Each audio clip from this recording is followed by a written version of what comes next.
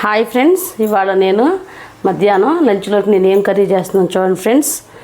బీరకాయ, టమోటో, అందులోకి పచ్చిపప్పు, ఉల్లిపాయ, పచ్చిమిరపకాయ, ఇదిగోండి ఫ్రెండ్స్, అల్లం వెల్లుల్లి పేస్ట్. ఇవి నేను చేస్తుంది ఇవాళ కర్రీ. పెనం పెట్టుకుని ఫస్ట్ ఆయిల్ వేసుకుంటున్నాను.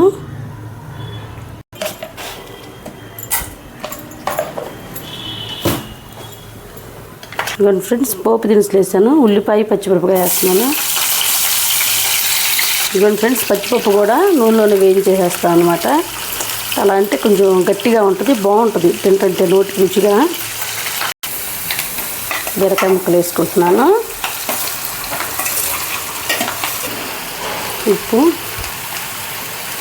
బీరకాయ కూర ఆరోగ్యానికి చాలా మంచిది ఫ్రెండ్స్. బరువు తగ్గాలి అనుకున్న వాళ్ళు బీరకాయ కూర అయితే తినొచ్చు. ఎందుకంటే ఇందులో వాటర్ కంటెంట్ ఉంటుంది, అలాగే పీచు పదార్థం కూడా. బీరకాయ కూర చాలా ఆరోగ్యానికి కూడా చాలా మంచిది.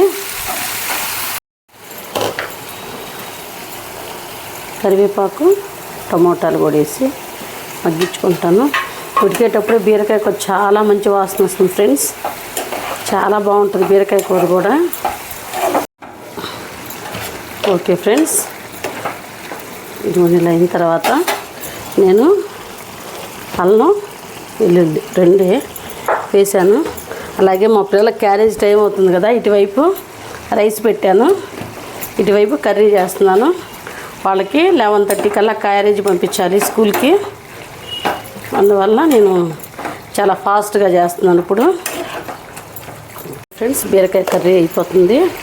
ఇప్పుడు మన రుచికి సరిపడినంత కారం వేసుకోవాలి.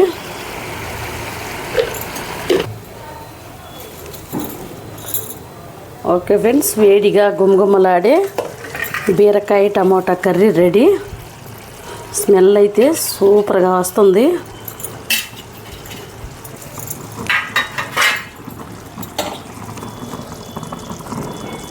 సూపర్గా ఉంది స్మెల్ అయితే. మీరు కూడా ఒకసారి ట్రై చేయండి ఫ్రెండ్స్. ఇదిగోండి బీరకాయ టమోటా కర్రీ. పిల్లలు కూడా చాలా ఇష్టంగా తింటారు. ఎందుకంటే నేను ఎక్కువ కూరల్లో ఇలా పచ్చిపప్పు వేస్తూ ఉంటాను. అలా వేసామంటే పిల్లలు కూడా ఇష్టంగా తింటారు, వద్దు అనరు. మీరు కూడా ఒకసారి ట్రై చేయండి ఫ్రెండ్స్. నా వీడియో ప్రతి ఒక్కరు చూడండి, సబ్స్క్రైబ్ చేసుకోండి friends. Okay friends, bye friends.